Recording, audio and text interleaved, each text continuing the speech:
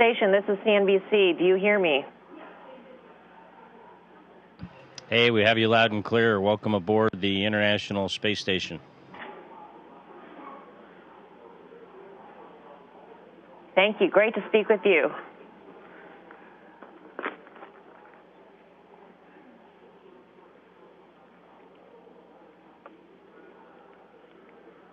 Station, are we ready to proceed?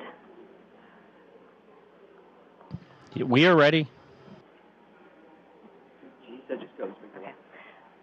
Okay, fantastic. Captain Scott Kelly and Russian cosmonaut Mikhail Kornienko, thank you so much for joining us. I wanted to first ask about Pluto. There's such a fascination with Pluto. What are your hopes in terms of what Pluto could do to spur interest in space exploration and future space missions? You know, I think our country, has a great partnership between the unmanned or, tended vehicles and human space flight. And I think in some ways they feed off of one another and, encourage interest in one another. If we're ever going to go to Mars, all these different spacecraft we've had go to Mars are definitely a requirement for future human visit. So I hope, people's fascination with Pluto and the success of this mission and the difficulty in, going that far away for that many years is something that increases interest in the space program in general. Captain Kelly, this question is for you. Budget cuts have certainly taken a toll on the funding of NASA. And in fact, there has been more of a role for the private sector, for the commercial sector to play in our space program. In fact, NASA just announcing that the new astronauts who will fly in the first commercially owned and commercially operated space shuttle. What do you see in terms of the role of the private sector in space in the United States? I think our space program is, a continuously evolving thing. And, whereas some of these companies like Boeing and SpaceX that'll build these first two commercial vehicles are commercial companies. Likewise, Rockwell that built the space shuttle was a commercial company, and we're just managing it a little bit differently. And by doing this, having a different level of management and oversight, hopefully will reduce costs for flying humans into low Earth orbit, which will also hopefully allow NASA to explore further, with the goal of eventually going to Mars and behind. So, I just think it's a continuously evolving process, and the commercial companies have shown that they could possibly do something cheaper than the government, which will give us more resources to do more. I think as long as we can do this safely, I think it's a good thing. Cosmonaut Kornienko, do you think we'll ever see private space travel, so the average citizen going up in space? Михаил, вопрос для вас. Скажите, пожалуйста, увидим ли мы когда-нибудь космических туристов и будет ли развиваться частная космическая сфера?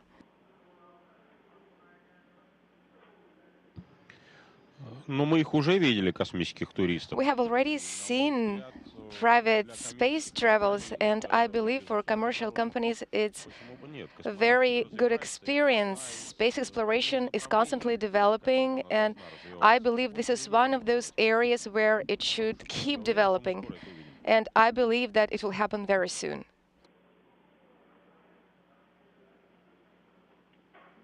Captain Kelly, I'm curious, to the average person traveling in space and living in space is a mystery. How important are everyday technologies like the iPad to you in what you do? The last time I was up here, about 4.5 years ago, we didn't have iPads. We did most of our work off of these laptops, which are, very effective, but they're not very portable.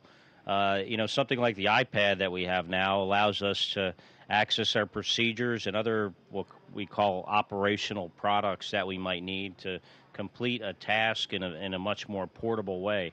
So I think as we've experienced on the ground with smartphones and tablets, it provides just more portability, which means more efficiency. We have the same thing here on the space station, and the iPad's great. You can look at a procedure while you're floating behind one of these, large science racks or something, and it just makes us more efficient.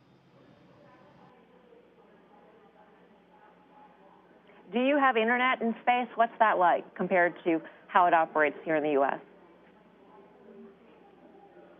Well, it's kind of like a cross between old dial-up and what you might have now with a very high-speed internet. It's not it's not ideal, but and it varies from time to time and how well it works. But it is it's somewhat effective. It allows us to access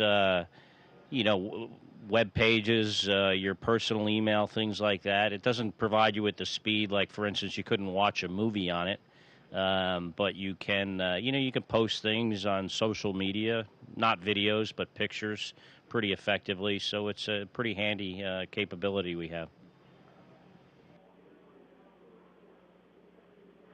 Are you guys tweeting from space? I mean, what are some of the other things that you're doing using the internet from space? Let's see. Well, I use it for a bunch of things. Certainly email, social media type stuff with, Twitter. I put things on Twitter and Instagram and that kind of stuff. I actually do some banking. I access my, online bank accounts, believe it or not. I've bought gifts on the internet up here, airline tickets, the last time I was here for family members. So it's pretty handy. So you have to be patient sometimes, and you have to be flexible and access it when we have the comm coverage, because we don't always have it. Probably about 45 to 50 minutes an hour, sometimes longer. We have the capability to get on the internet on the ground.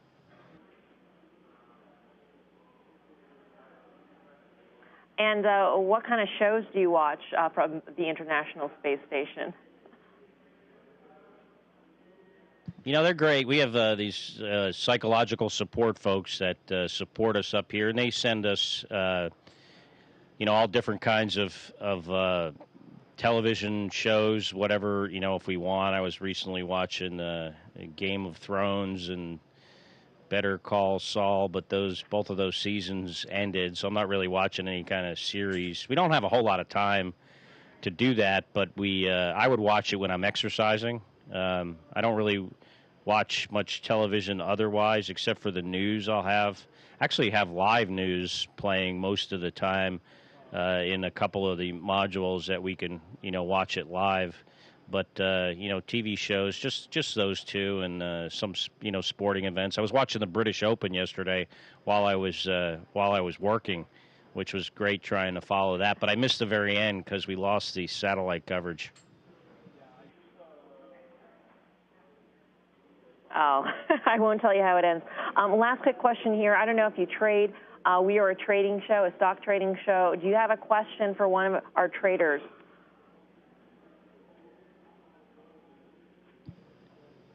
You got a stock tip?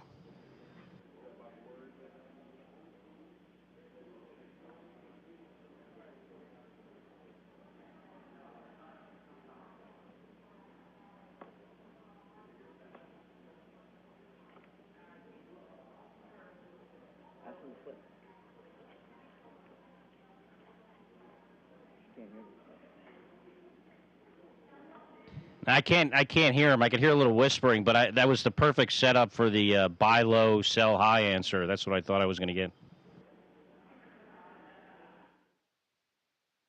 Station, this is Houston ACR. Thank you. That concludes the CNBC portion of the event. Please stand by for a voice check from BBC. Good. Station, this is Richard Hollingham for the BBC. How do you hear me? I have you loud and clear. Welcome aboard the International Space Station. Thank you so much. You're both looking very fit and very good after 4 months in space. I wondered how you were both finding the one-year mission. So far so good. Being up here for a year is a long time, but we had both flown previously, so we sort of knew what we were getting into. The space station's an amazing place. We have great facilities and a lot of capability here. So, I think we're both, and just speaking for Misha a little bit, both optimistic that we got over 200 days ahead of us, but those will be smooth sailing. And Mikhail? Михаил, что вы думаете о годовом полете? Вы так прекрасно выглядите. Ну, космос вообще омолаживает человека. I think that space makes you look younger. Это, конечно, шутка, а? It's a joke, of course, but Тут мы ведем очень at the same time, we are exercising twice a day, and I can only confirm what Scott has just said. We are very optimistic, and I believe that after my one-year mission, I will be even in better shape than before my mission. Since we're exercising regularly, and I hope that our mission will be very beneficial for those who will follow us, and we are very optimistic. I gather that before the mission, you both got on well with each other. Are you still friends? Absolutely, even more so now. I mean, you spend a lot of time up here together, and that just builds bonds, between us. We have some new crew members coming up here, Thursday morning that we look forward to seeing them too. It's it's a great place, the space station, to build relationships and international partnerships. That's one of the great things about this space station is the international component to it. Mikhail?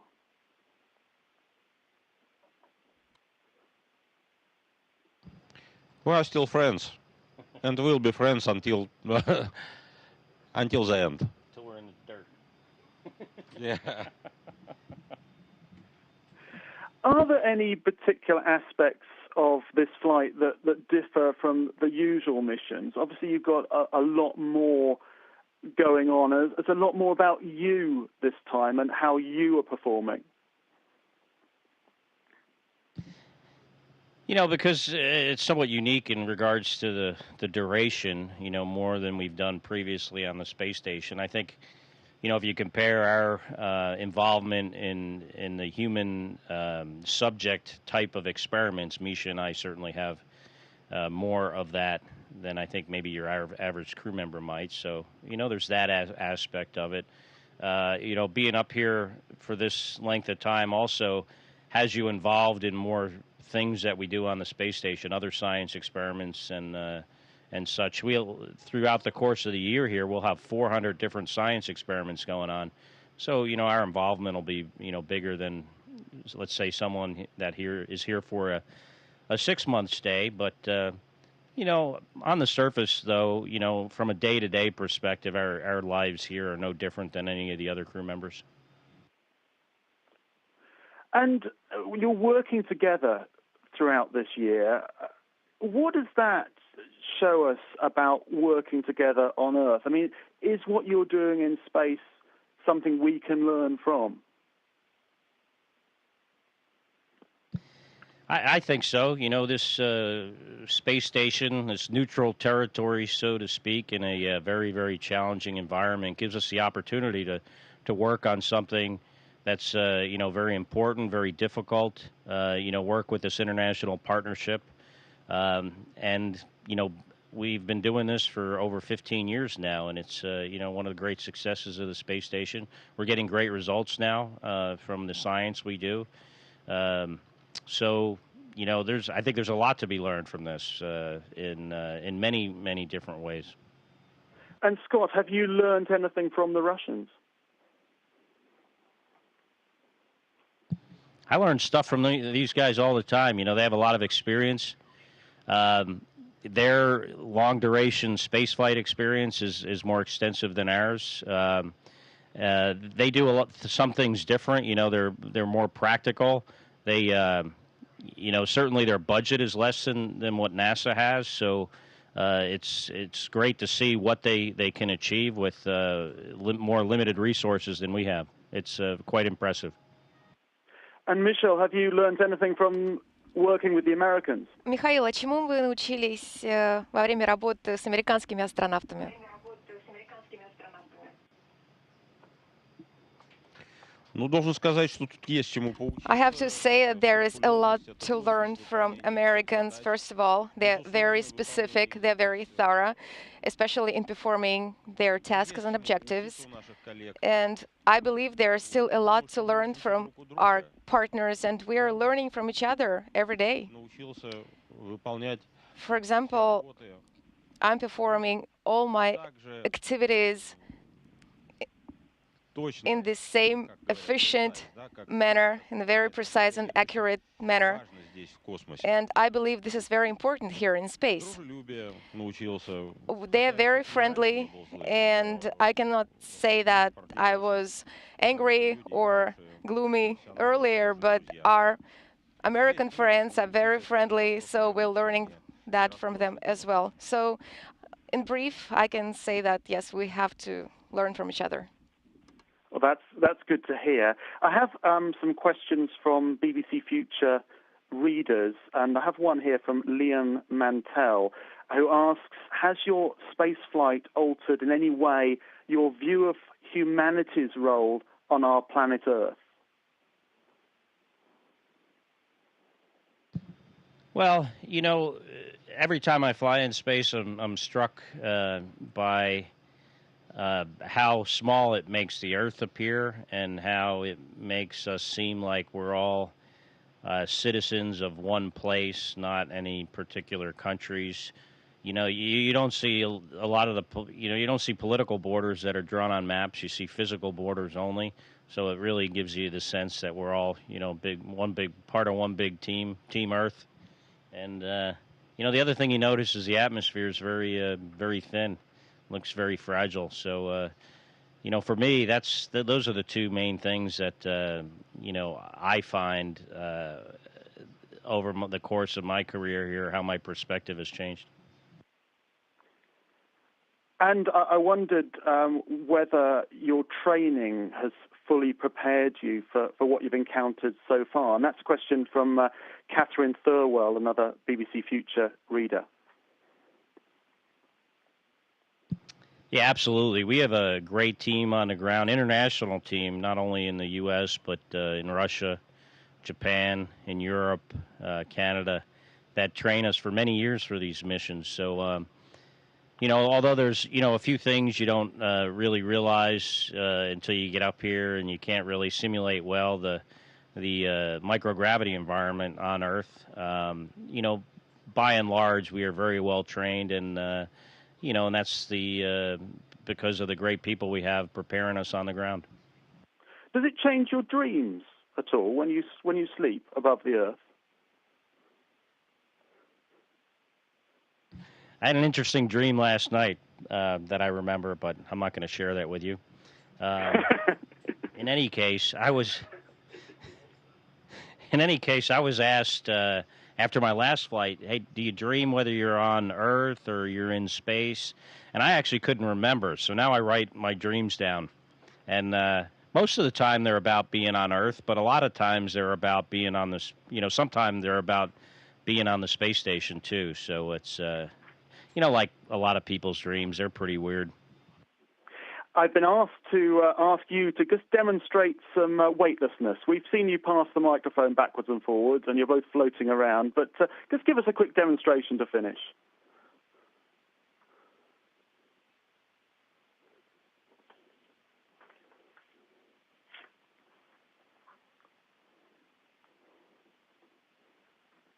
We're like circus performers.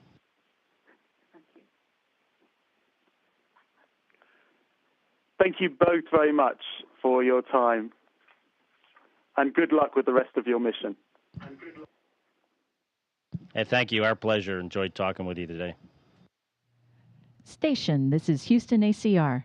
Thank you. That concludes our event.